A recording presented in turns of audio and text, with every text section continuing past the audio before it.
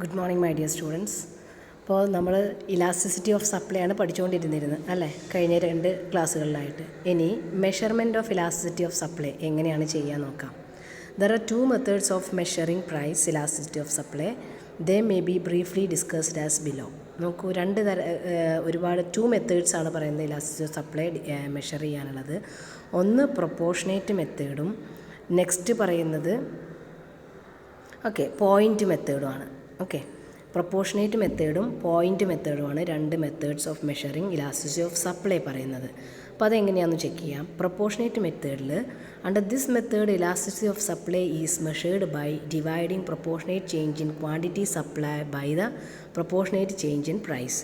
If the result of this calculation is more than 1, it is called relatively elastic supply.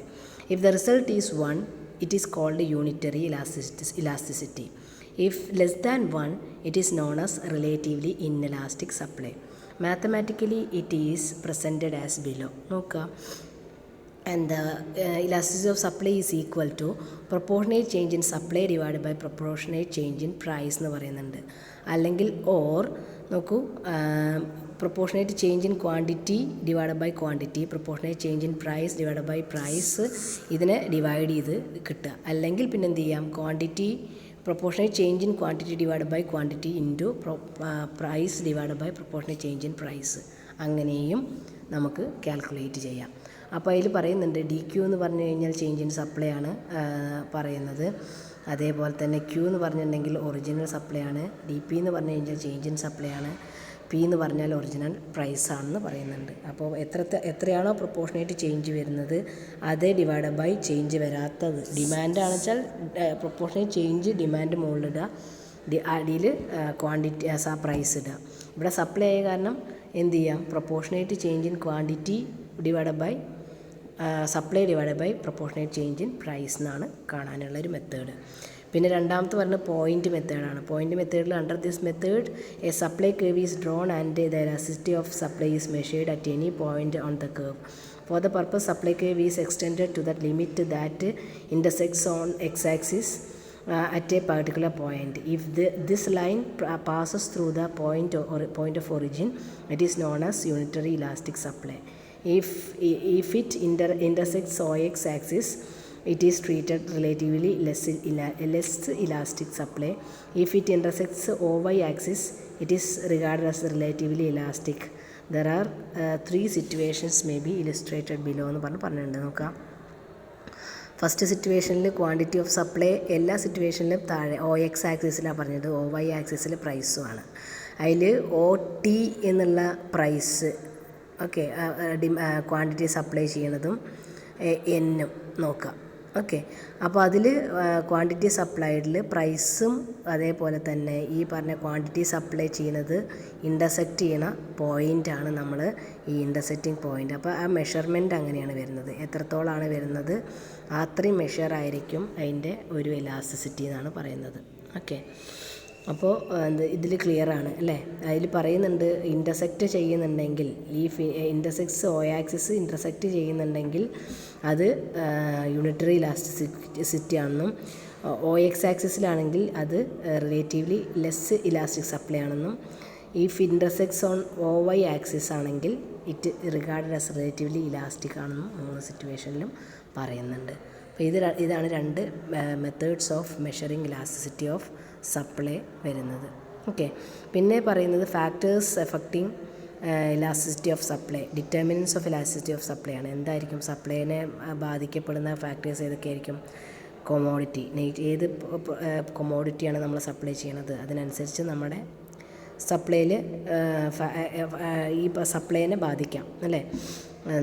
അതേപോലെ തന്നെ time വലിയ ഒരു ഫാക്ടറാണ്. Then technique of production, cost of production, producers expectation, stage of law of return, ഇതൊക്കെയാണ് സാധാരണഗതിയിൽ ഒരു സപ്ലൈനെ determine ചെയ്യുന്ന ഫാക്ടേഴ്സ്.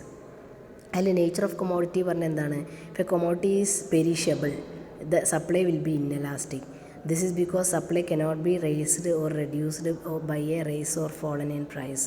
അപ്പോൾ പെട്ടെന്ന് നശിച്ചു പോകുന്നൊരു പ്രോഡക്റ്റ് ആണെങ്കിൽ നമുക്ക് എന്ത് ചെയ്യണം, പ്രൈസ് താഴുന്ന വരെയോ അല്ലെങ്കിൽ കൂടുന്ന വരെയോ കുറയുന്ന വരെ നമുക്ക് വെയിറ്റ് ചെയ്യാൻ പറ്റില്ല. എപ്പോഴാണ് ഡിമാൻഡ് വരുന്നത് അപ്പോൾ തന്നെ നമുക്ക് സപ്ലൈ ചെയ്യേണ്ടി വരും. ഓക്കെ, അപ്പോൾ നമ്മുടെ പ്രോഡക്റ്റിൻ്റെ നേച്ചർ എങ്ങനെയാണോ അതിനനുസരിച്ച് നമുക്ക് സപ്ലൈ ക്രിയേറ്റ് ചെയ്യാം.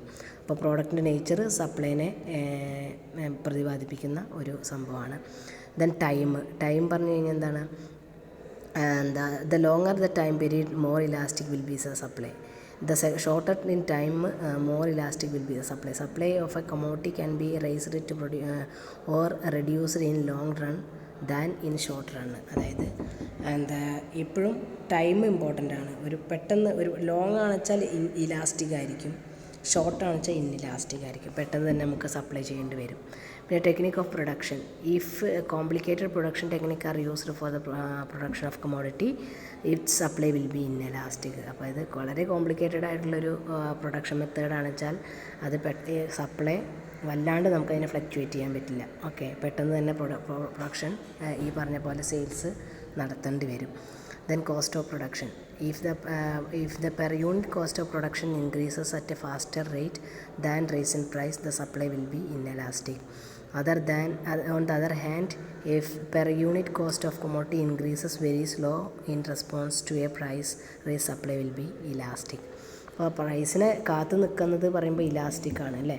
അപ്പോൾ പ്രൈസിനെ പ്രൊഡക്ഷൻ്റെ കോസ്റ്റ് കൂടുതലാണെന്ന് വെച്ചാൽ എന്ത് ചെയ്യാം, നമുക്ക് ഡിമാൻഡ് വരുന്നവരെ വെയിറ്റ് ചെയ്യാം.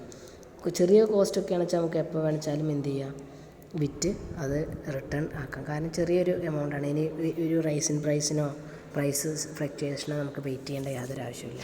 പിന്നെ പ്രൊഡ്യൂസേഴ്സ് എക്സ്പെക്റ്റേഷൻ. ഈ producer expects rise in price of commodity in the future, they will be cut down in the present supply as present supply becomes inelastic. അപ്പോൾ നോക്കി നോക്കുക, നമ്മൾ പ്രൊഡ്യൂസർ വിചാരിക്കണം ഓക്കെ ഈ പ്രൈസിലൊന്നും ഞാൻ വിൽക്കുന്നില്ല, ഇനിയും പ്രൈസ് റൈസ് ആവുന്നവരെ വെയിറ്റ് ചെയ്യാമെന്ന് പറഞ്ഞ് നിൽക്കുകയാണെന്ന് വെച്ചാൽ അപ്പോൾ ഈ സപ്ലൈ പറയുന്നത് ഇന്നെലാസ്റ്റിക് ആയിരിക്കും. ഓക്കെ, സപ്ലൈ അവിടെ നിൽക്കുകയാണ്, നടക്കുന്നില്ല എന്നാണ് പറയുന്നത്.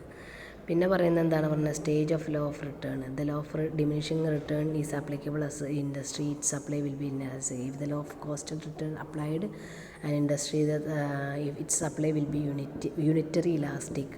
If the law of increasing return applied in the industries, its supply will be highly elastic. അപ്പോൾ ആൾക്കാർക്ക് വീണ്ടും വീണ്ടും നമ്മുടെ പ്രോഡക്റ്റ്സ് കൺസ്യൂം ചെയ്യണം എന്നുള്ളൊരു ആറ്റിറ്റ്യൂഡിൽ നിൽക്കുന്ന ആൾക്കാരാണെന്ന് വെച്ചാൽ സപ്ലൈ എപ്പോഴും എന്താണ് ഇലാസ്റ്റിക് ആയിരിക്കും, അല്ലാത്ത പക്ഷം ഇൻഇലാസ്റ്റിക് ആയിരിക്കും എന്നാണ് പറയുന്നത്.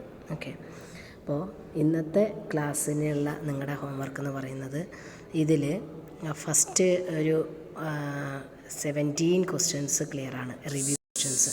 ഓക്കെ, ആ 17 ക്വസ്റ്റ്യൻസ് എഴുതിയതിന് ശേഷം അതിൻ്റെ ആൻസർ എഴുതിയിട്ട് അത് പോസ്റ്റ് ചെയ്യാം. ഓക്കെ, അതാണ് ഇന്നത്തേക്കുള്ള അസൈൻമെൻറ്റ്. Thank you. ക്വസ്റ്റ്യൻസ് മാത്രം പോസ്റ്റ് ചെയ്താൽ മതി കേട്ടോ.